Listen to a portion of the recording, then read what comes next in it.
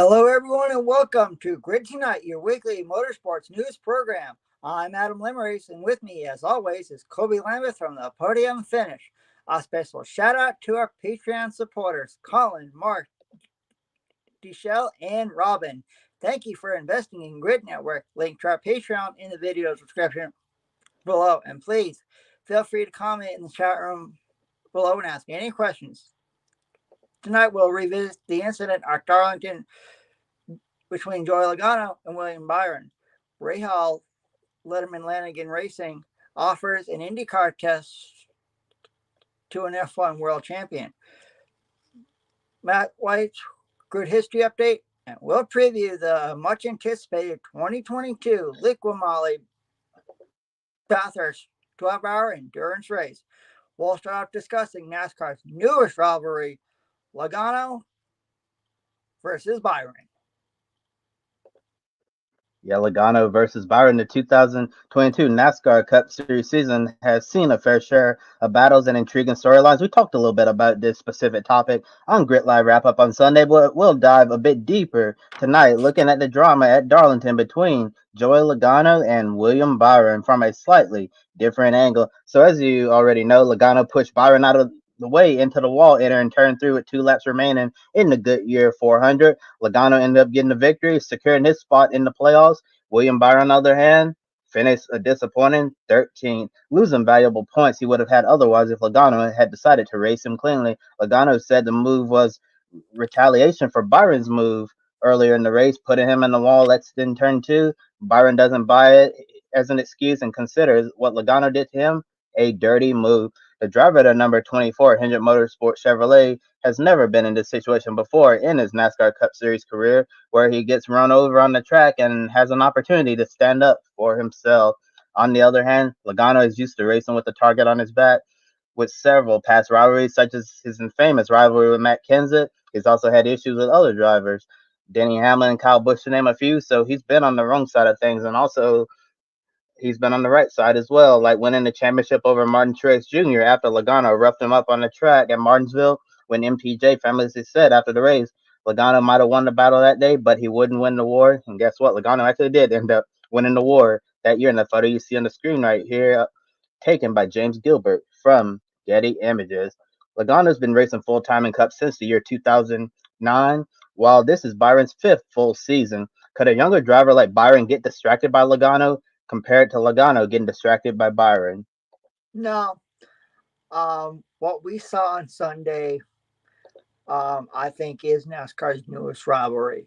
Like you mentioned, Kobe, Joey Logano has been in the Cup Series longer than William Byron, and William Byron wasn't too happy with what Joey Logano did to him at Darlington. He's he he even said some things. He even said some things to Jeff Gordon, and Jeff Gordon wasn't happy either. All I know is that I think this is NASCAR's newest rivalry, and I think this will be really good for the sport. And, we haven't seen a lot of rivalries on the track, but I think now we will. Well, Adam, I actually think we've seen quite a few rivalries over the years on the track, but I think what you're getting at is we haven't had any new rivalries lately in the NASCAR Cup Series, and I don't really see William Byron getting distracted by this little incident with Joey Logano. William Byron is although he's a young race car driver, has a lot less experience than Joey Logano. I believe he's also extremely mature for his age. So I think William Byron, he's gonna understand the big picture that I need to forget about Logano and just keep doing what I'm doing, getting good finishes from Hendrick Motorsports, leading laps, trying to win races, and try to take that next step and become a serious NASCAR Cup Series championship contender. Because that's one thing we haven't seen from William Byron yet, is his ability to be in the conversation as one of the drivers who can go out and win the championship. When we talk about championship contenders, we talk about Kyle Larson, Chase Elliott, Kyle Busch, all of those drivers, but you rarely hear William Byron's name come up in that conversation, and he's trying to prove this year that he's ready to take that next step and he can join the drivers I just mentioned and fight for the NASCAR Cup Series championship. So I really don't think William Byron is gonna let Joey Logano, as some say, live rent free in his head. But if there's an opportunity to pay Logano back when it hurts the most later on in the season, I definitely think William Byron might take advantage of that because race car drivers have a very, very short memory. And this season, Byron has a total of four top fives and four top 10 finishes with two wins, while Logano has four top fives and six top 10 finishes and one victory. NASCAR fans really love a good rivalry, but it may not matter in the grand scheme of things if both cannot make a deep playoff run in their current form. Do you see Logano and Byron being potential championship contenders, making a deep run in the playoffs? And is William Byron the type of driver who could get payback because he seems like a really nice guy on and off the track?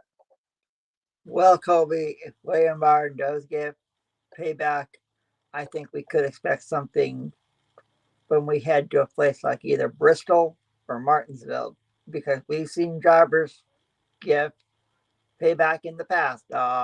Think back to the famous incident between Matt Kenseth and Joey Logano at Martinsville.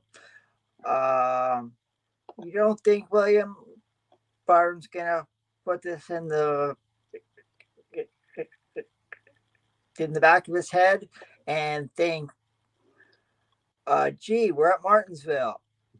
Uh, I I remember what Joey Logano did to me at Darlington. Mm, we know that they're both of them are in the playoffs. Uh, it's going to be interesting to see going forward.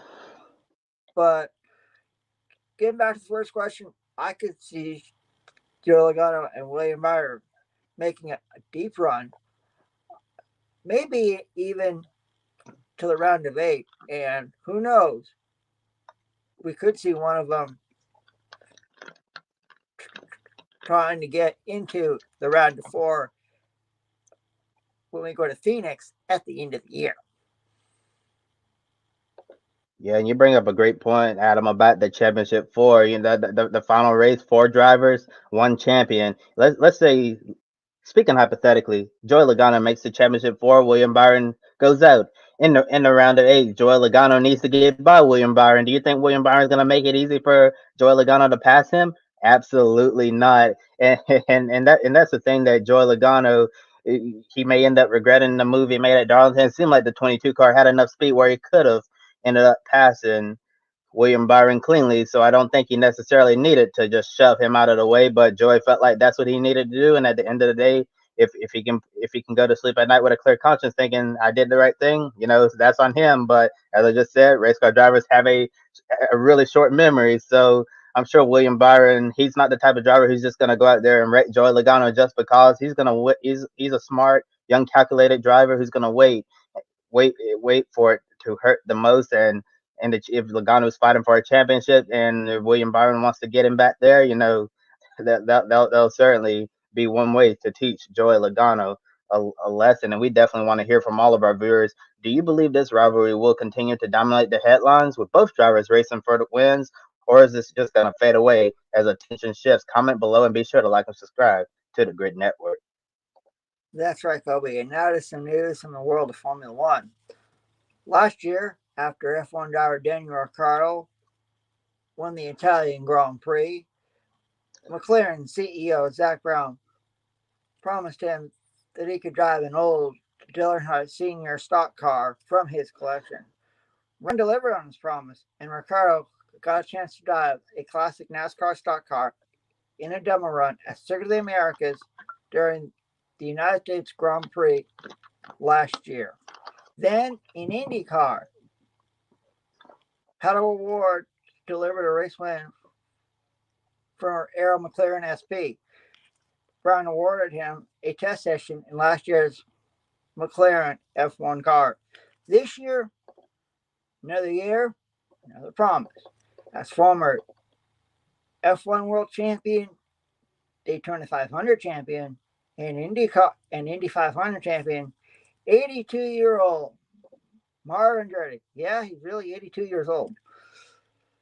Asked Brown if he could drive a McLaren F1 car, and they were able to come to an agreement. So Mario Andretti will get behind the wheel of a previous generation McLaren F1 car for demo laps during this year's U.S. Grand Prix at Circuit of the Americas in Austin, Texas. And let us know in the comments, how cool do you think this is? To me, it's pretty cool to see Mario Andretti get behind the wheel again of an F1 car. Uh, and if you're going to the race, uh, all I know is it's going to be really cool to see, and hopefully we'll get coverage of it here in the USA. And next, here's Kobe with some news about another F1 world champion. And before I get into that, I want to say also an additional note, piggyback on what you were saying about people who are attending the race. Make sure you have your camera out as well so you can get a picture of Mario driving that previous gen McLaren F1 car, because that's a sight you'll definitely never see again. So you want to make sure you capture those special motorsport memories. Who would have thought that Mario Andretti would ever have an opportunity to be behind the wheel of a Formula One car again after all of these years? And we'll also be talking about another driver with Formula One experience, as Adam just said. During last weekend's Miami Grand Prix, Aston Martin Racing Formula One driver Sebastian Vettel said he preferred to race at proper tracks like Road America over a track like Miami International Autodrome. Then IndyCar driver Graham Rahal tweeted an open invite for Vettel to potentially test an IndyCar at Road America for Rahal Letterman Lanigan Racing, saying it would be an honor to have the four-time Formula One world champion driving their car. As you can see at the very bottom of Graham's tweet, his father and team owner Bobby Rahal said this IndyCar test is a deal if Sebastian Vettel wants to do it. Reporters on site in Miami asked Vettel about it, and Racer.com's Chris Metlin said Vettel responded, I quote, I need to have a look, but it's a great track, so let's see. And my question for you, Adam, could you see Aston Martin F1 allowing Vettel to test an IndyCar during the Formula One season, or is this something Vettel likely needs to explore after his Formula One career? We know most F1 teams only want their drivers focusing on F1 only and not, doing any extracurricular activities in motorsports. Well, Kobe, I would wait until Sebastian Vettel's F1 career is done to test IndyCar. Um, you think back to 1992, Nigel Mansell. What did he do? He won the F1 World Championship, and then he retired. What did he do after that? He came over here to compete in the IndyCar series, and he raced for Newman Haas Racing. What did he do in his rookie season? Oh yeah, he won the IndyCar World Championship. He had never been on any sort of oval track during his career, and he went out and he beat some of the best in IndyCar at the time, like Michael Andretti, Rick Mears, Al Unser Jr., Emerson Fittipaldi, even Mario Andretti. So, could we see Sebastian Vettel at IndyCar at some point in time? Absolutely. I'd like to see how he does against people like Pato O'Ward, Alec, Scott McLaughlin, Joseph Newgarden, Alex Palou, among others. And one other thing, we always talk about, I know we're talking about Sebastian Vettel right now, but another name I'd like to see in IndyCars in due time is Jamie Chadwick from the W Series. I think if she and Sebastian Vettel find a way to compete IndyCar, that would be really, really cool to see how those two go up against some of the IndyCar's best drivers at the moment. Yeah, we've been talking a lot about Jamie Chatwood this past weekend when she swept the season opening rounds in Miami for the W Series, and how she might be too good for the W Series, and the W Series might have an identity crisis at the end of the season if Jamie Chatwood becomes a three-time champion. She still cannot move up the racing ladder. I know ideally she'd like to be in Formula Three, especially Formula Two, to try to get on the road, I say the proper road to Formula One.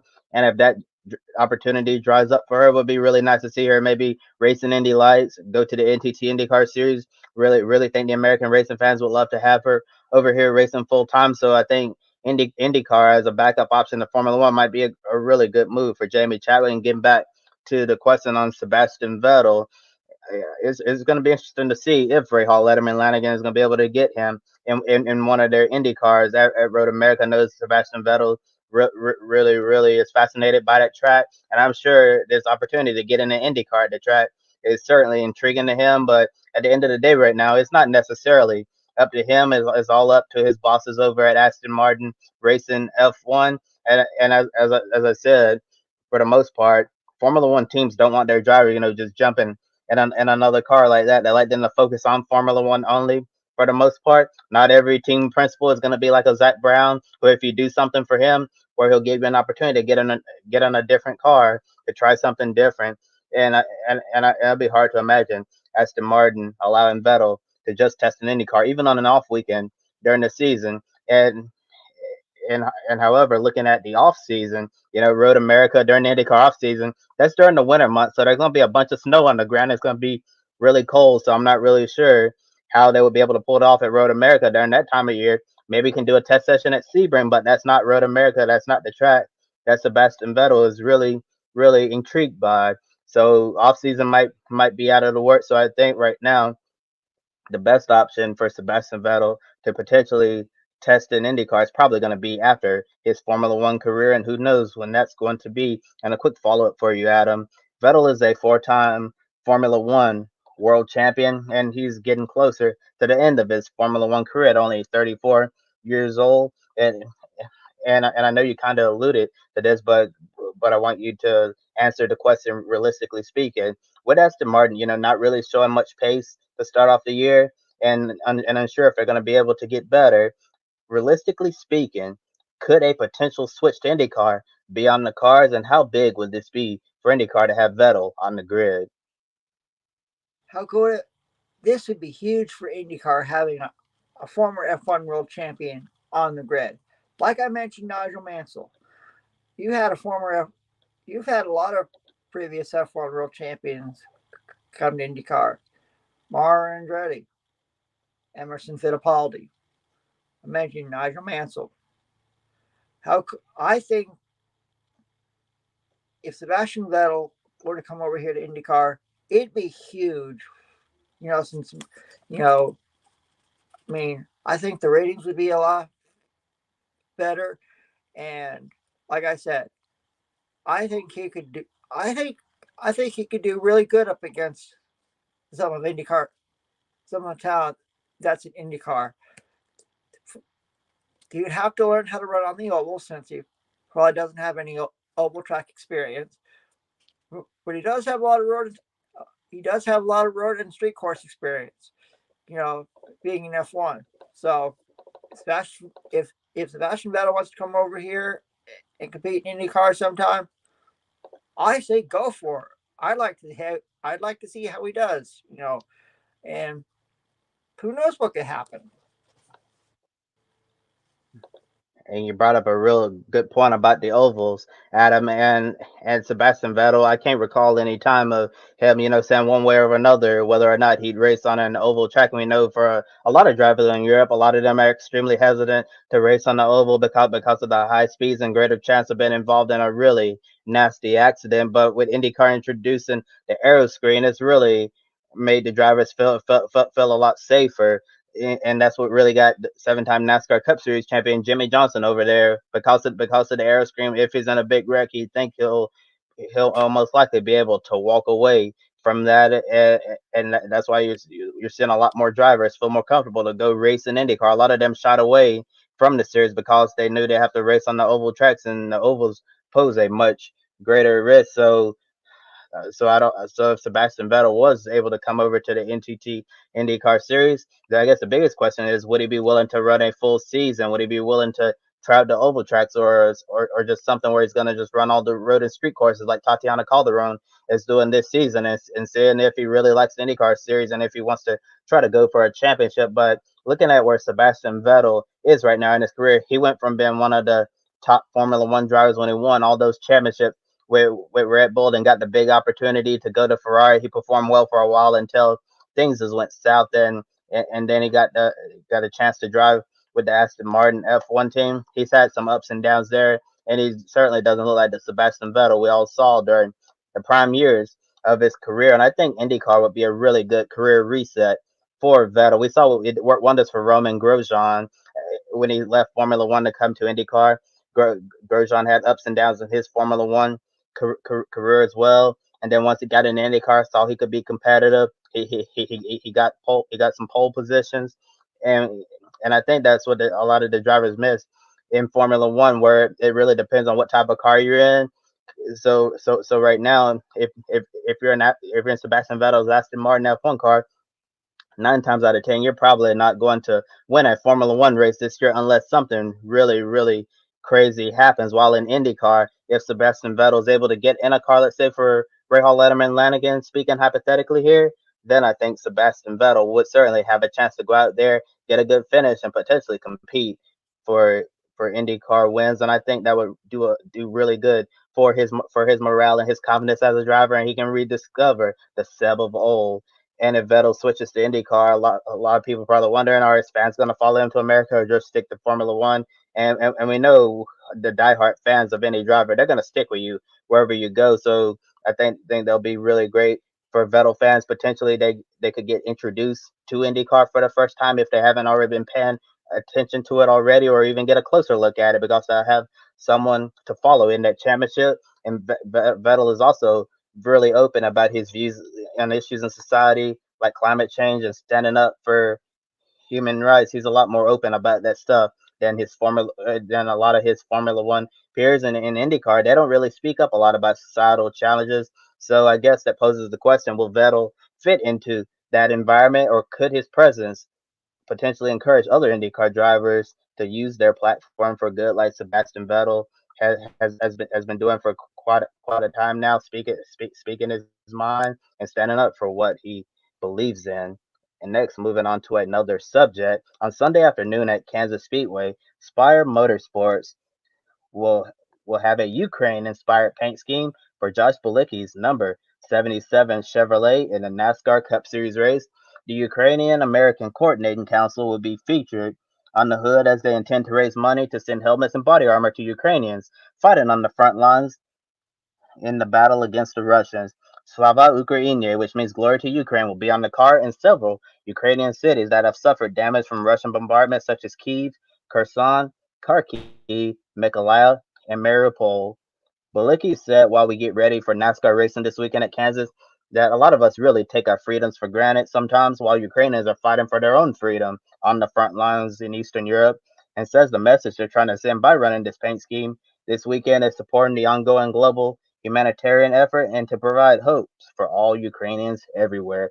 If you want to support Ukraine, we've included the link to the UACC website in the video description below, and any amount will help send them the much needed helmets and body armor at a crucial turning point right now in the war against Russia. And the graphic you see on the screen, courtesy of Spire Motorsports.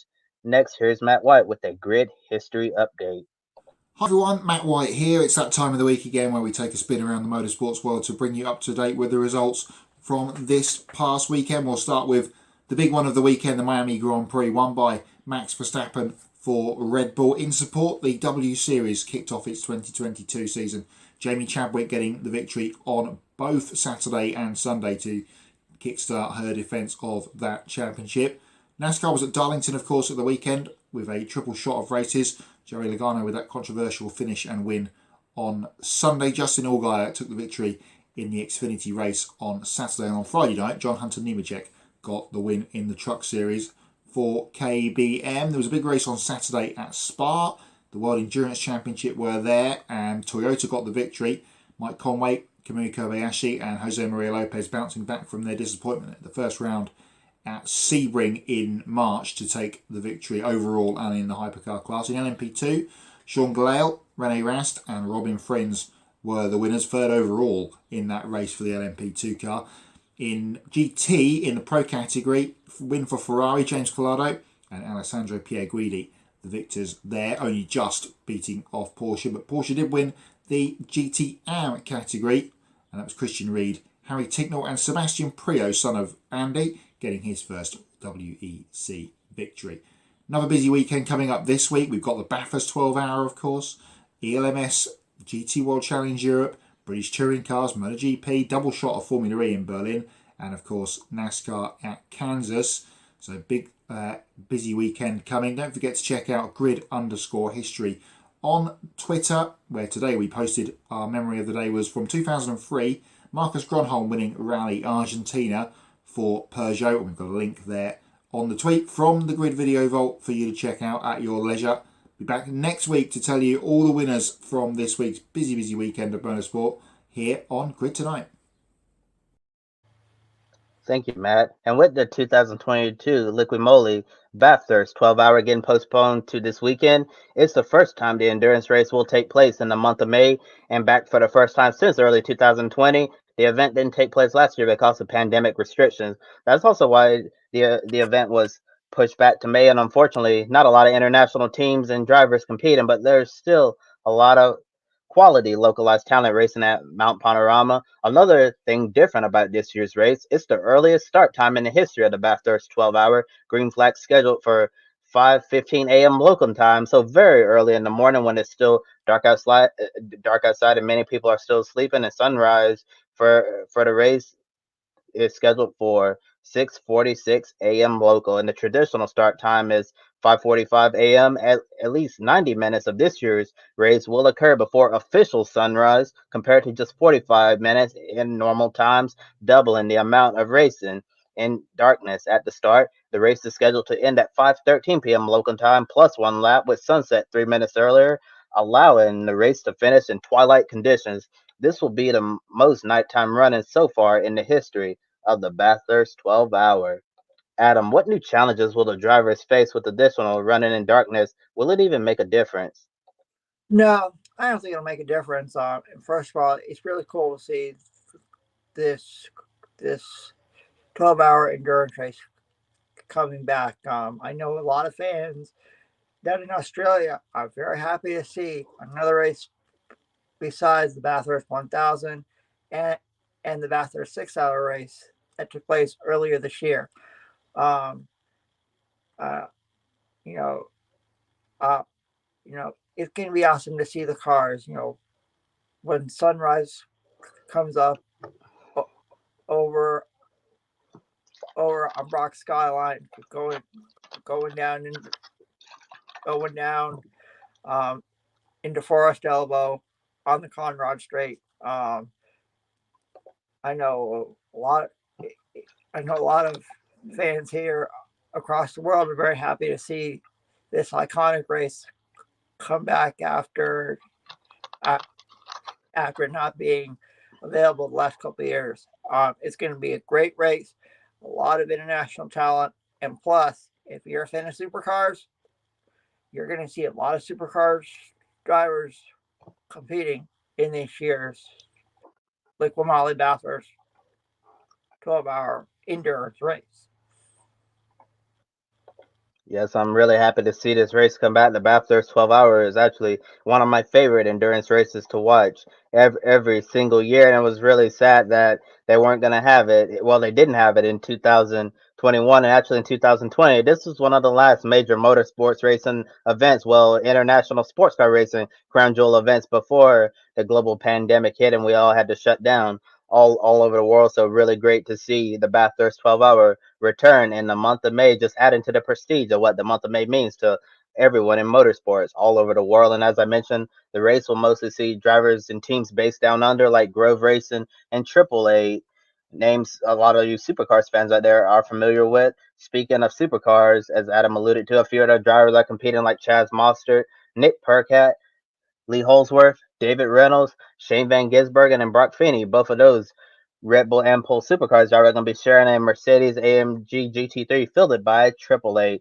Team Craft Bamboo Racing from Hong Kong, one of the most notable international teams competing, with 3 international drivers: Kevin Said, their countryman, then Danny Huncadella from Spain, and Mario Engel from Germany. Some big name European Mercedes factory drivers who are coming down to Australia to compete in this great endurance race. Other notable international drivers in the field include Marcus Winkelhock, Lucas Stoltz, Jules Gounon, and Kelvin van der Linde, recognizable names, more recognizable names in the world of sports car racing. We have a 20 car field this year, 13 GT3 cars, smaller than usual because logistics and timing for this year's race just didn't work out, didn't allow for the drivers and teams to fit it in their schedule. Also missing in action, all pro driver lineups. We only have pro am lineups in this year's race. So the am driver, there's going to be a lot of pressure on them and it's going to be super important in order for them to meet their drive time, don't make mistakes, and hand the car over for the pros to do their thing. With a smaller field and less international flavor, can the Bathurst 12 hours still deliver a good race with only 20 cars? Absolutely. It's like you mentioned, Kobe. It's action from one of the greatest racetracks in the world, Mount Panorama Bathurst in New South Wales, Australia. It does it. It does. It'll deliver some quality action all the way around. Um, you know, it's a race that fans have been wanting to see now for a couple of years, and it is officially back. There'll be fans from across the world. They'll stay awake to watch all 12 hours and even camp at Mount Panorama Bathurst for this great endurance race. It, and if you've never watched a race from Mount Panorama Bathurst, this is a race I highly recommend you watch because it, it it's great action, and this racetrack is well known to drivers all across the world. So many iconic names of different corners, so many iconic names of the straightaways, um, and it's it's just one of the coolest racetracks there is in the world. So, like I said, if you've never watched a race from Mount Panorama Bathurst, this is the race I highly recommend you watch. And there's an old saying, Adam. It only takes two cars to have a race. And yes, it's unfortunate we're not going to see the larger field with the all pro driver lineups like we've seen in the past. But they're making the best with what they have, with everything they have in front of them right now. And I think the field we have is going to be really really strong. Still high quality driver talent. We don't have a lot of the superstars that we've seen in the past competing down there, but we still have some of the best drivers we have in supercars like Shane Van Gisbergen. Brock Feeney is gonna get some seat time in in a major international excuse me endurance race. And also the other supercars drivers I mentioned, some other top GT3 drivers from around the world are here. So I still think the Bathurst 12-hour endurance race. I'm gonna say Bachelor's 1000. I feel like this race can certainly deliver and put on a good show for all fans wherever you're watching in the world. And speaking of how you can watch this race right here in the United States of America, you have two ways to watch the 2022 Liqui-Moly Bathurst 12-hour through live streaming. Your first option, Motor Trend on Demand. If you have an account on there, you'll be good. Or if you don't have an account, you can sign up to get a free trial for a week before you'd have to pay. And option number two, probably the easiest option for you, is go to the GT World YouTube channel, and they'll be showing the entire race, all 12 hours, for free. And I want to emphasize the word for free because that's everyone's favorite word, including mine. And coverage begins on Saturday, May 14th at 3 p.m. Eastern Time. And all I can say is, I know I'll be watching all the coverage from Mount Panorama Bathurst this weekend, so it's gonna it's gonna be incredible to see the action from Australia. And now to some NASCAR news that is really cool and really special. Yesterday morning at 5:12 a.m. Eastern Time, Kyle and Samantha Bush welcomed a special addition to their household that they've been waiting for a long time.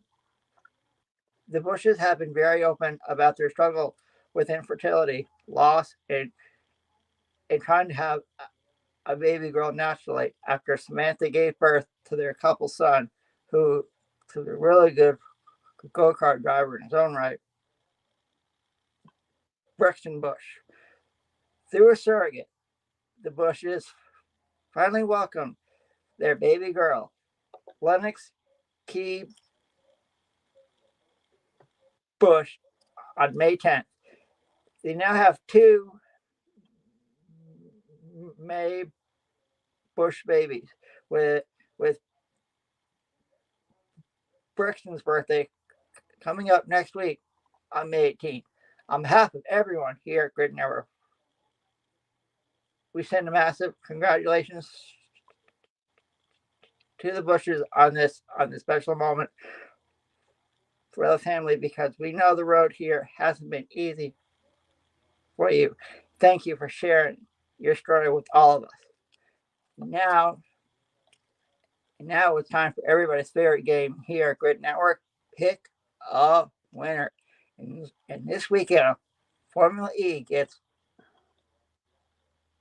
back in action with a double hitter on an airport course in Berlin, Germany. So I'll start with you, Kobe. Who wins race 1 in Germany? Oh wow, it is so hard to make these predictions without seeing practice and qualifying where everyone's gonna stack up. Probably should have brought the Formula E Wheel of Destiny with us today, but anywho, I'm gonna go with one of the Mercedes Formula E drivers. I'm gonna go with Nick DeVries to get the job done. And I'm gonna go on a limb, and I'm gonna say a driver that came close, unfortunately didn't get the win. I'm gonna say Jean-Eric Vergne comes home a winner for race 1 in Berlin, Germany. Now I'll throw it over to my colleague, Kobe Lambeth, for the wrap up on this wonderful Wednesday night. Yeah, that's it for tonight's episode of Grid Tonight. Please be sure to like and subscribe to Grid Network here on YouTube. You can follow us on Twitter, Facebook, Instagram, and TikTok. We encourage you to take 5 minutes after our show and consider joining our Patreon. Invest in Grid Network to keep us on the air well into the future. Do you want to buy me a coffee? Click the link in the video description below and you can buy a drink for your favorite on-air talent here at Grid Network. Big thank you to Edward Hunter from Formula E Zone, Amber and Zachary for buying us one. We greatly appreciate it. Any amount will help us continue growing our motorsports media outlet. Visit public.com, also known as the stock market social media home. The link below in referral code GRIDnet gives you $5 to invest immediately. Public.com allows you to connect with your friends. You can make new friends and use tools to learn how to properly invest in the stock market. And looking at our schedule for this week, don't miss the brand new episode of Women in Motorsports. And then Saturday, Grid Live pre-race at noon Eastern. Sunday, Grid Live wrap-up 90 minutes after the NASCAR Cup Series race at Kansas Speedway. For Adam Lemerise, I'm Kobe Lambeth from the Podium Finish. Thank you for watching, and we'll see you next time. Don't be an anonymous investor. Join the stock market social media platform, public.com. Invest any amount of money and share with friends and new friends. Discover new opportunities, such as new companies and potential business partners, and useful tools for beginners, and share your experience with friends on public.com. Link in the video description gets you $5 for being a Grid Network viewer. Use the referral code GRIDnet for your free $5 to invest and start investing and networking on public.com.